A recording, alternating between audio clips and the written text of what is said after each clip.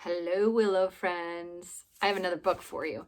And interesting enough, I have another book that either you've already heard or you will hear. And the illustrator is David Small for this book. Well, he's also the illustrator for this one. There's just a different author. This one is called Elsie's Bird. And it's written by Jane Yolen.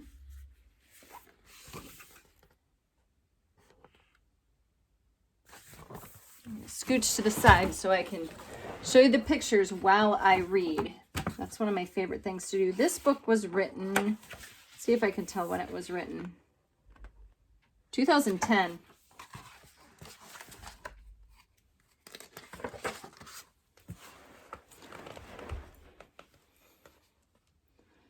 Elsie was a Boston girl from the time she was a little child in hair and pigtails.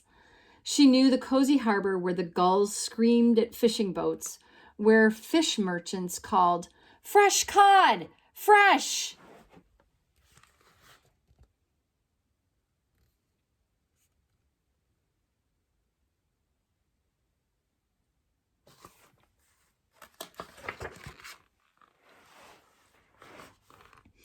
She would run along the lazy curves of the busy streets, listening to the clop of horses' hooves on stone cobbles. She played skip rope with her friends, calling, "Lady, lady, at the gate." Birds began singing before sunrise, and Elsie knew all of their names: cardinal, chickadee, robin, wren. She loved to sing their songs back at them.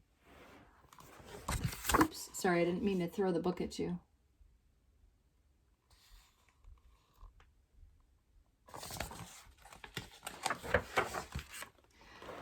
But then her mama died.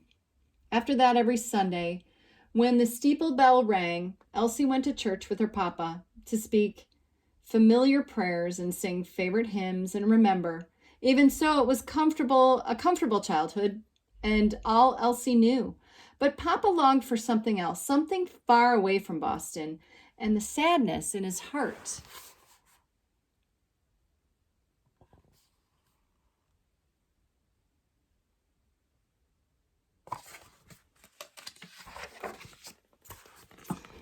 When Elsie turned 8, Papa could no longer disguise his longing. "We're going west, Elsie," he said. "We're going to find some happiness away from here." She thought west meant Concord or Lincoln, a day's travel away. He meant someplace much further, a faraway place called Nebraska, where there were a few people and almost no towns at all.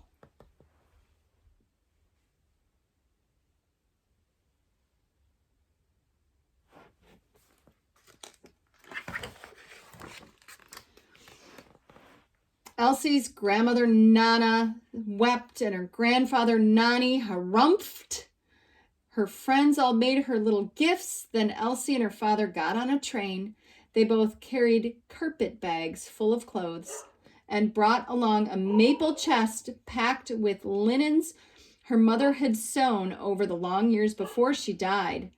Best of all, Elsie took a bird cage with her new canary, Timmy Toon, yellow as the sun over Boston Harbor. They sang to one another, bird and girl, along the gathering miles.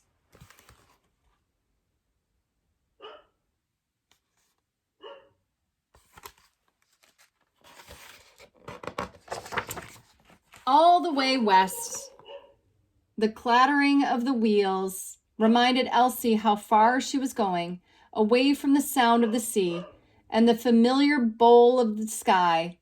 She might not have gone west had she known the only sea there was a sea of grass. She might not have gone west had she known the nearest neighbors lived miles away. She might have stayed home in Boston with her Nana and Nani, but she had already lost her mother. She couldn't bear to be parted from her papa too.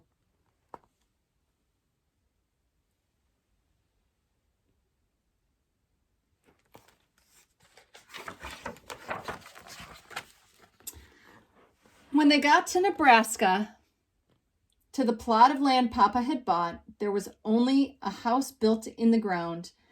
Its roof was made of sod, and grass grew around the chimney. Elsie wrote a letter home to Nana and Nani. Here, there is only grass and sky and silence. The only sound at night was her own crying in her little bed, but she didn't let Papa know.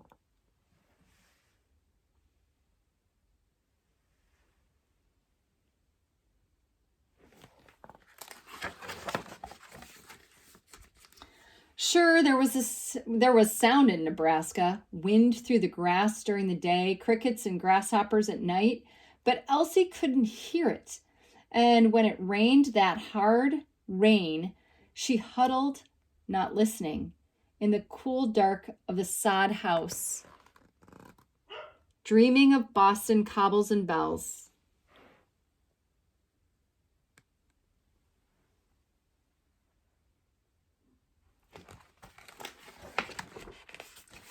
The only familiar comfort she had was Timmy Toon, and she sang back and forth with him. Hymns and jump rope tunes and old catches and sailor songs like Cape Cod Girls and Come All Ye Bold Fishermen. And she sang as she made dinner or sewed a sampler. She sang as she watched out the window as Papa plowed with their great horse Joe.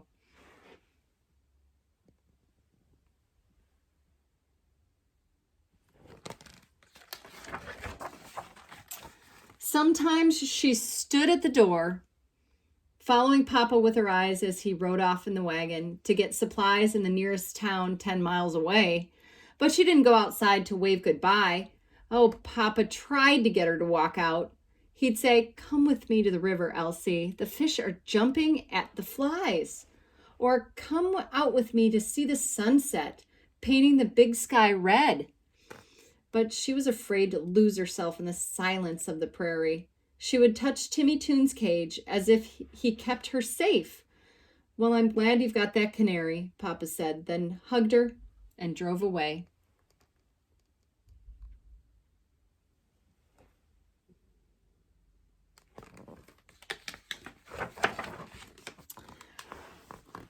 Only one Friday, when Papa was gone off again, buying seed corn for the coming spring, Elsie accidentally left the cage door open.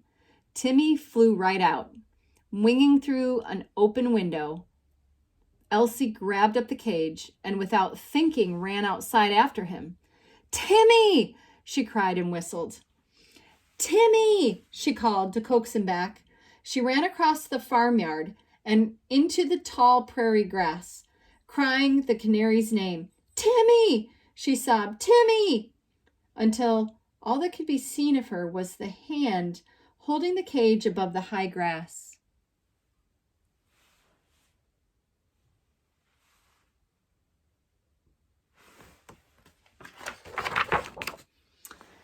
The sun rose high and higher still, and Elsie whistled and pushed through the grass until the house was lost behind her. Papa had told her a tale of a farm wife who walked farther and farther into the sea of grass and never came back. He meant it as a warning, but she didn't care. It was Timmy who was lost, Timmy who had to be found. "Timmy!"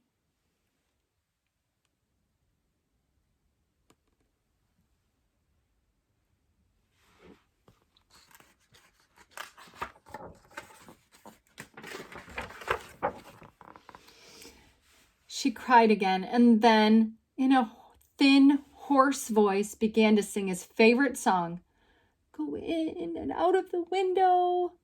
She kept walking till she came upon a small creek where she sank down, crying on the bank. And there, where the grass stood green gold, Timmy Toon began to sing back, circling and circling overhead. Then he flew down, perched on her shoulder, and sang out loud and long. Gently, she put her hands around him, not like a cage to keep him in, but just to touch his golden head.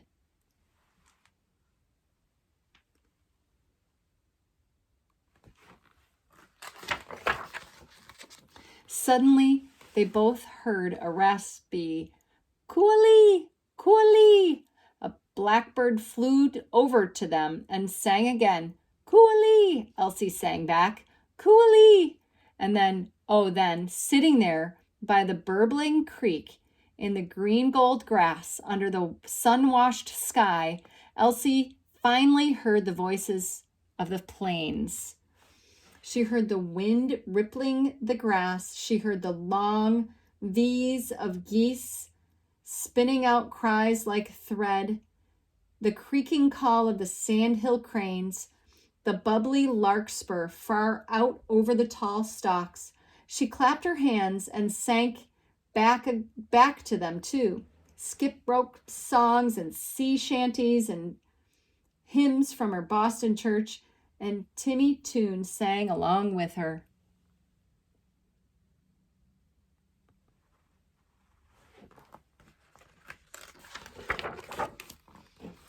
Elsie! Elsie! Where are you? Elsie heard a frightened voice calling her name from far, far away in the grass. It was Papa.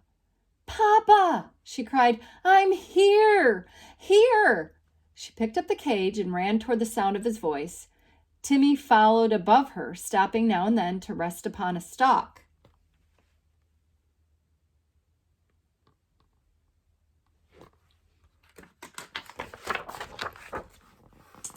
When she saw Papa at last at the edge of the tall grass, Elsie heard other sounds too, for he had bought 5 hens and a strutting banty rooster in the town that very day. He had traded Mama's 1-star quilt for a dog.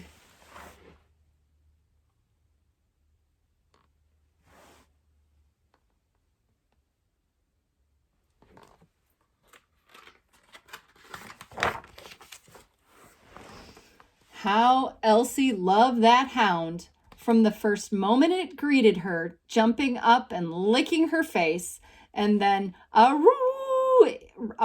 in her ear.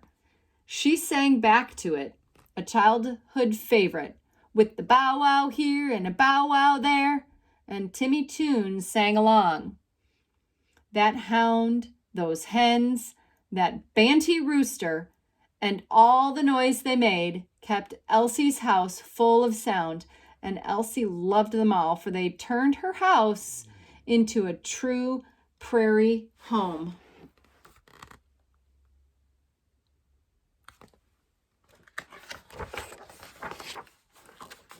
I think this must be Timmy Toon right here.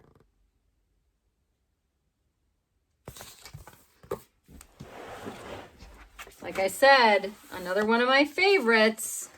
And part of it is very local here. David Small, the illustrator, has really caught my attention. So friends, thanks for listening. See you soon.